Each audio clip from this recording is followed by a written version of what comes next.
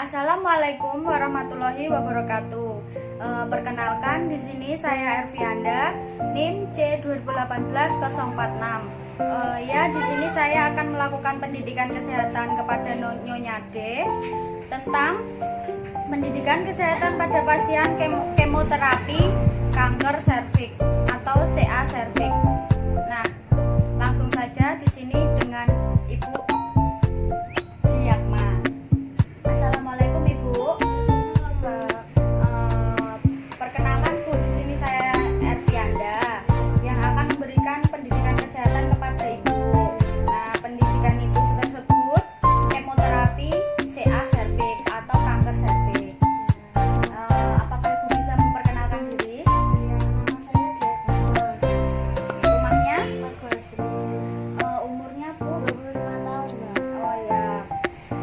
Begini Bu, saya mulai ya.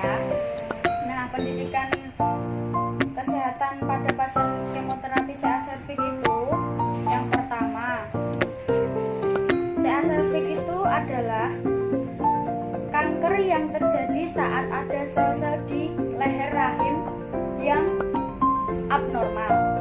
Nah, dan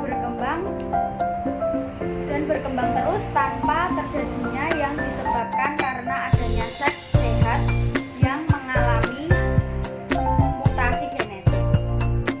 Nah, selanjutnya penyebabnya kanker serviks itu ya adalah langsung dari CA serviks belum diketahui, akan tetapi faktor ekstrinsik yang diduga adalah ini infeksi virus HPV, yaitu Human Papilloma Virus. Nah, selanjutnya kemoterapi. Nah, kemoterapi tersebut adalah prosedur pengobatan dengan menggunakan bahan kimia yang sangat kuat untuk menghentikan atau menghambat pertumbuhan sel-sel kanker. Nah, kemoterapi tersebut adalah prosedur pengobatan dengan menggunakan bahan kimia yang sangat untuk kuat menghambat atau menghentikan pertumbuhan sel-sel kanker di tubuh Ibu. Nah, apa saja sih syarat sebelum kemoterapi? Nah, yang pertama, tes darah meliputi kadar hemoglobin minimal 10 gram pada laki-laki. Nah, pada wanita yaitu 12,1 sampai 15,1 gram DL. Nah, yang kedua, jumlah leukosit atau sel darah putih minimal dengan kisaran 3.500 sampai 11.000 mcl. Nah, yang ketiga, jumlah trombosit atau keping darah minimal dengan kisaran 150.000 sampai 400.000. Nah, selanjutnya 2. Tes fungsi organ meliputi fungsi ginjal dapat dilihat dari nilai ureum atau bun dengan normal lebih dari Nah, fungsi ginjal dapat dilihat dari nilai ureum atau bun dengan normal kurang dari 30 mg atau DL, dan kreatinin dengan normal 0,5 sampai 1,2 mg.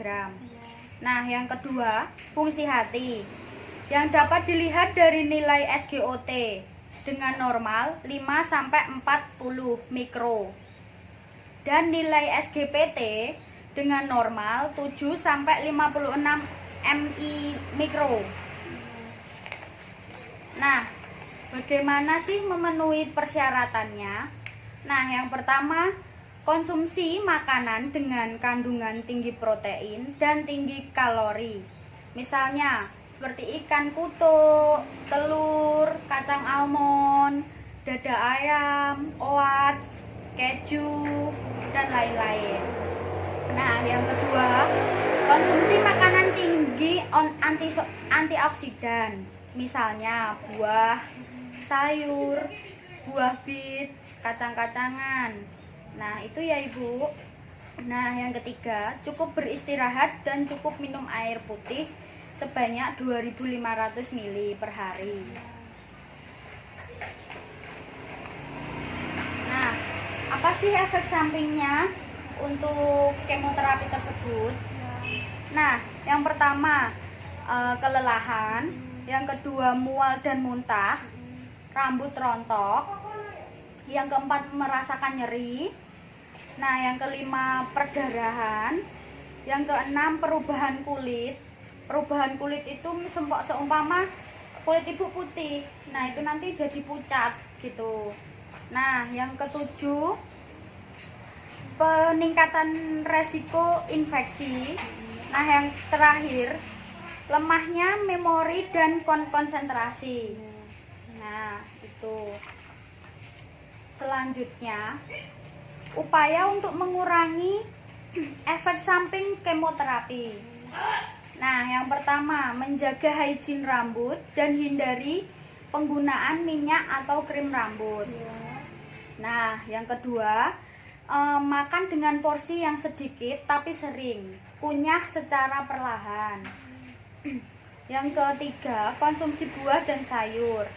Yang keempat, olahraga ringan dan kelola stres dengan baik. Yang selanjutnya, hindari konsumsi alkohol. Nah, yang terakhir, mengurangi rasa nyeri dengan cara non-farmakologi. Nah, non-farmakologi itu seperti tidak meminum obat Ibu.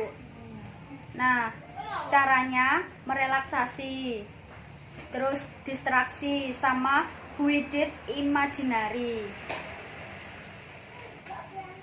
Nah, di sini saya sudah selesai Bu. Apakah Ibu paham? Paham, Mbak. Apakah ada pertanyaan Ibu? Tidak, Mbak. Oh ya sudah.